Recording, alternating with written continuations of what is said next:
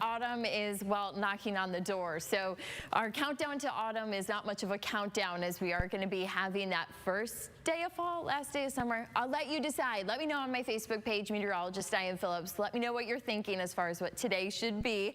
But at 9:04 p.m., that is going to be the start of fall. That's when we are going to have, of course, that equinox occurring, and we're going to, well, then be working with some fall-like weather. Now, this morning, however, not too much of a change out there. Temperatures, those are sitting into the 50s, and we've been starting our days with some temperatures into the 50s. The thing is, though, we really won't see these numbers jump all that much. I'm hoping to budge them into the 60s, but it isn't going to be that high. When I look at the next 48 hours, I'm going to find that today temperatures are in the low to mid 60s.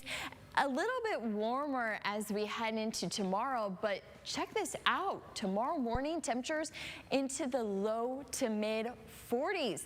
That might even be, a little bit of chatter as far as the furnace needing to turn that on. But we aren't going to be, well, stuck in these 60s forever. But even looking at yesterday, going from 89 and then into the lower 40s by Friday morning. Of course, it's both ends of the spectrum here, but that's a 50-degree temperature swing. So you are going to notice that big change in our forecast as we head even into this afternoon. But if you haven't felt it by this afternoon, well, the wake-up call is coming tomorrow morning when you feel those 40s. Now, already looking towards the weekend, because it's Friday Junior, we do have, well, some cooler temperatures that are going to be sticking around town. We're going to be watching for highs to be into the lower 70s and even upper 60s by Sunday.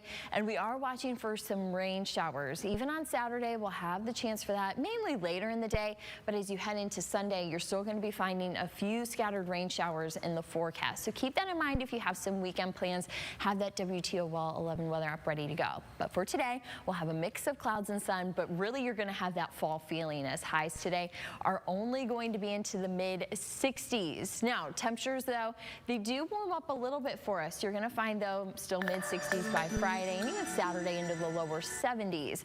But even as I look at this full 10-day forecast, I do find low to mid 70s by the last couple of days here. So hopefully we can have maybe a more subtle transition instead of that big jump and extreme kind of like we're going to have coming.